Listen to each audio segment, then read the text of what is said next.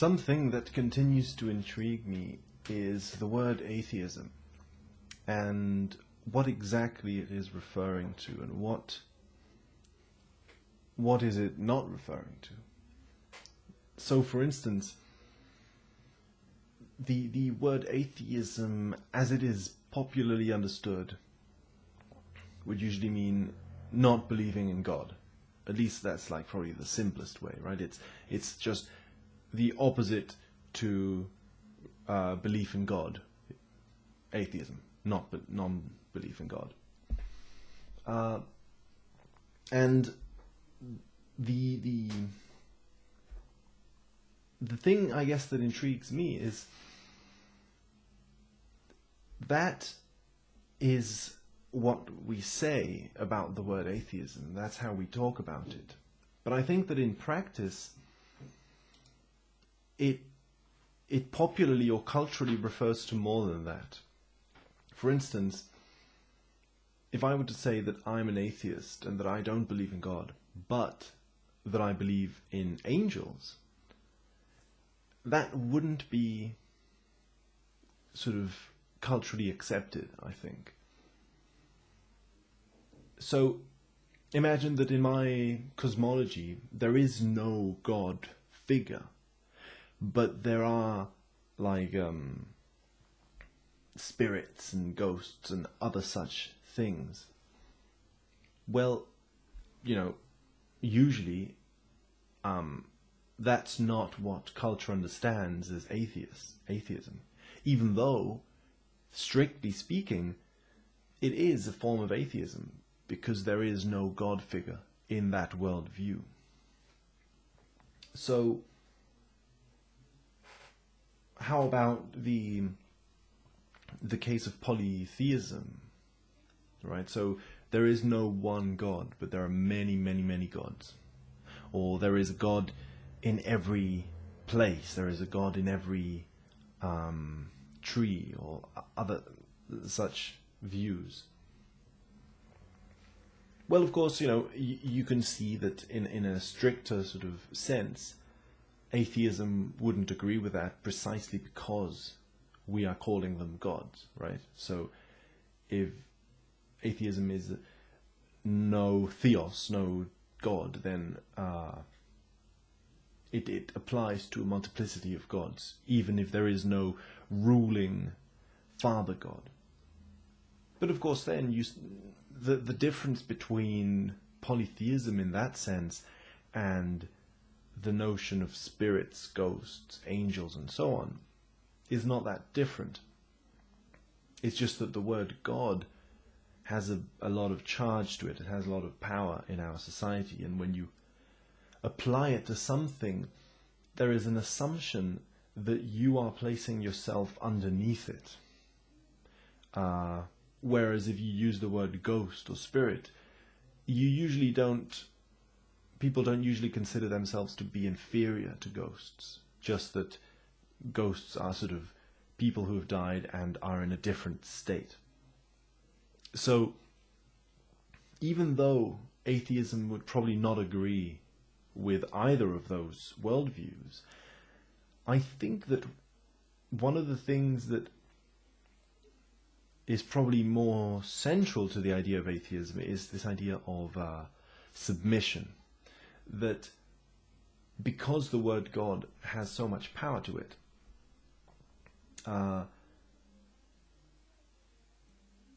calling yourself a believer or a devotee, or having some faith in a god or gods, is usually interpreted by non-believers as being an act of submission.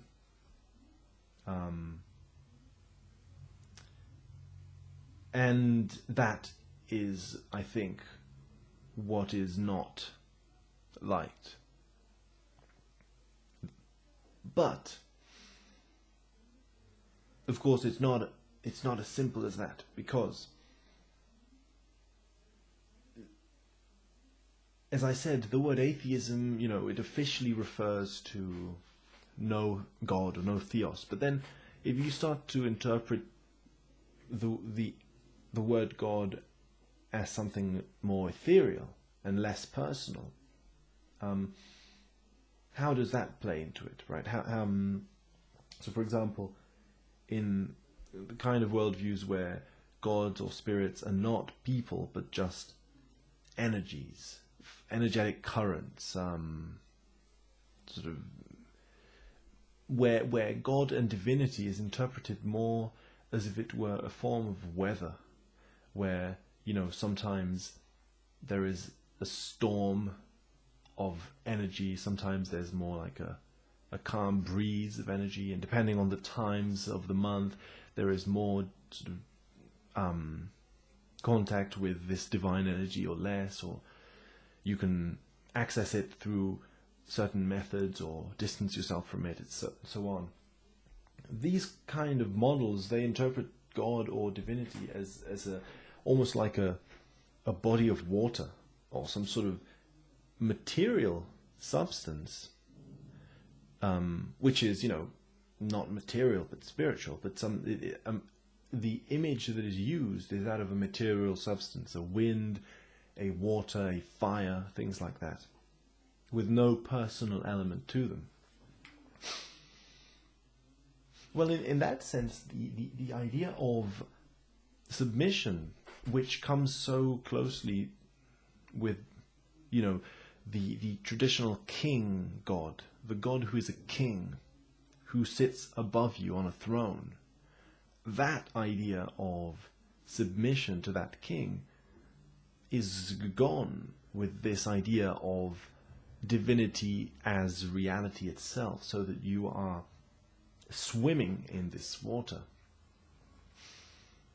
And yet, this, I think, is an idea that wouldn't be accepted by atheism either. So, I think there are several things about the contrast between theism and atheism that have little to do with what is sort of on the surface of that debate. That they're more sort of hidden conflicts. And one of them has a lot to do with simply language and, as I said before, the power that is attributed to certain words, power that has grown through history, in certain different cultures in different ways, but through the historical process, words have acquired a certain tinge to them. And those words are what sort of can be limiting. And I guess that's what one of the things that atheism would be defending, that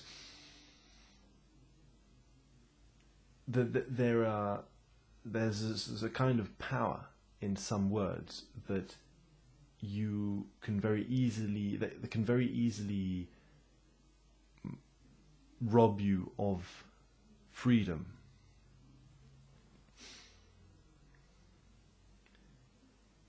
But in the same way, it's also sort of very easy for certain concepts in an atheist worldview to acquire the same kind of power.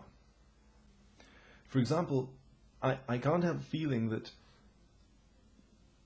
there is a reticence by atheists to investigate the uncanny, the paranormal, and all these other areas.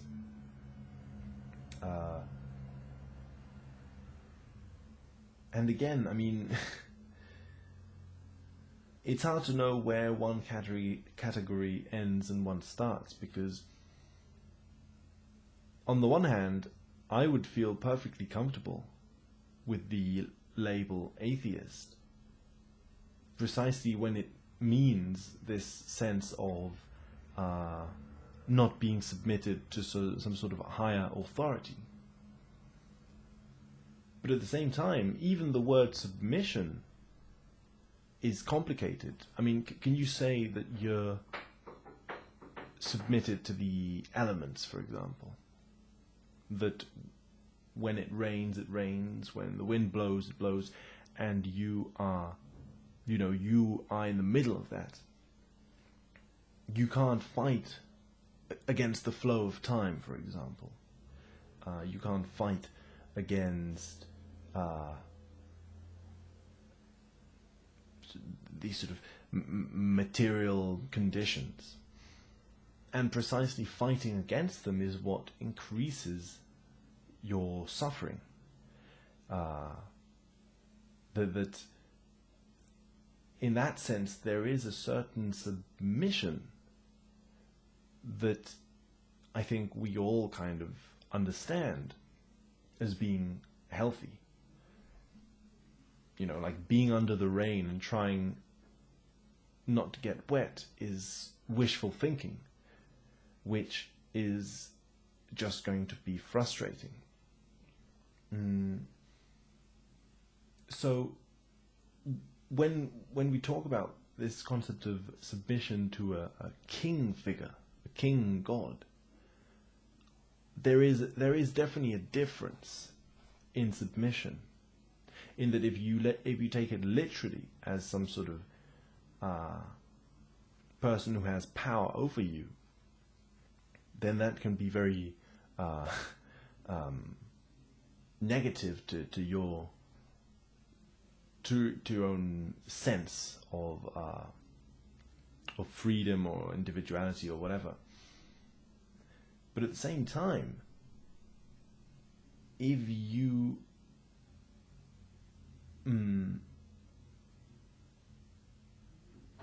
feel this sort of how to say,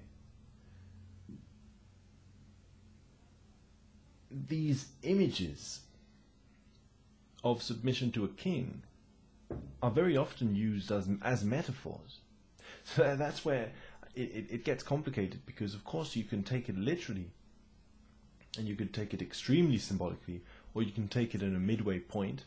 There are many ways in which this religious imagery can be taken.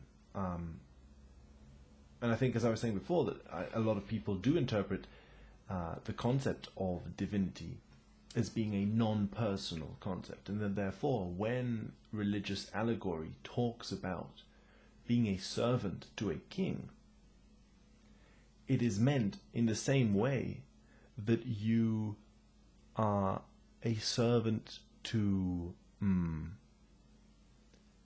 weather, for example, that the weather changes and you adapt yourself to the weather. You can't decide for yourself. You can't say no. I'm not going to accept this rain right now because whatever you want, it is raining. In that sense, there is a kind of submission, but the word submission in itself already has a sort of really negative connotation to it, and there are many other words that could be used to describe this sort of state of being. So again, in the middle of this debate between theism and atheism, there are a lot of points that connect. Things in which both camps agree, things in which both camps disagree, and things in which where they agree but maybe they don't. That sort of, it doesn't seem to me to be a debate that's so easy that you could just say yes or no. I'm a theist or I'm an atheist. I think there's slightly more to it. And again, as I was saying before, that sometimes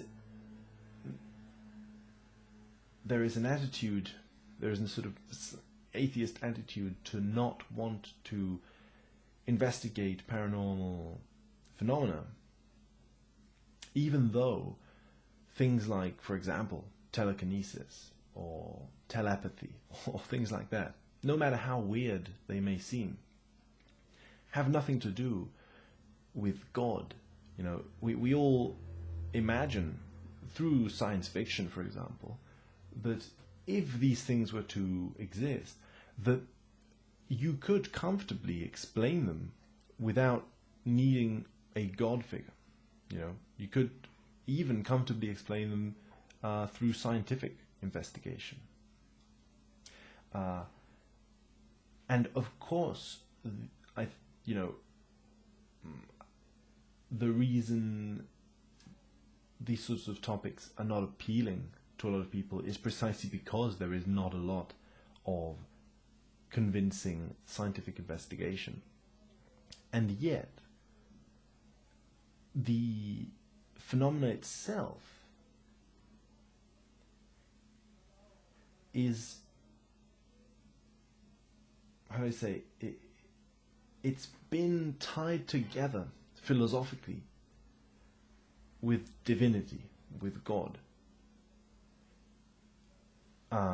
In fact, a lot of these concepts, I mean, you could almost grab absolutely anything, no matter how weird, angels, demons, things like this, they've all been connected with this idea of a central nexus God person.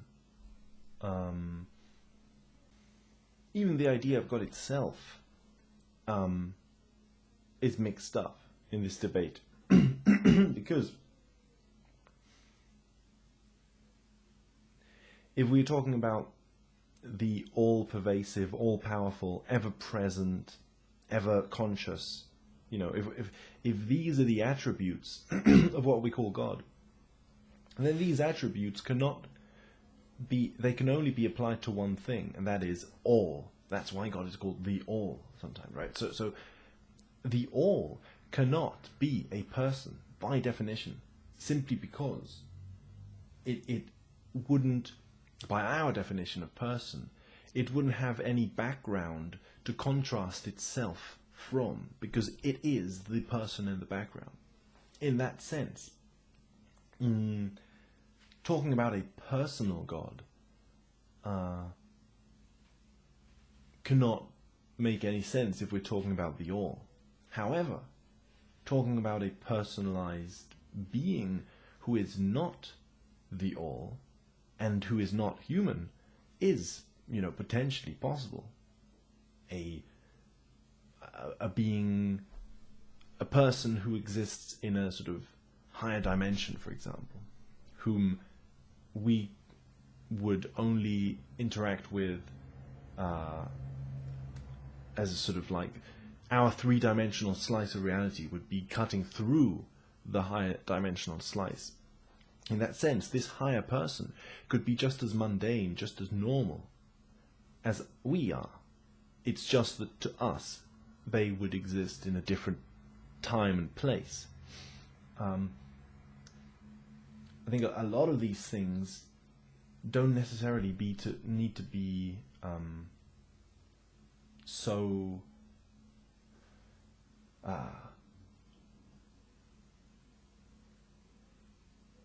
scary, or you know, that when atheism complains about this sense of submission, I think the sense of submission most of all comes from human projections onto these phenomena. It doesn't necessarily mean that the phenomena don't exist. It just means that, you know, in the same way that a prehistoric person could see the lightning and feel fear towards it, you know, and then this whole fear could start a series of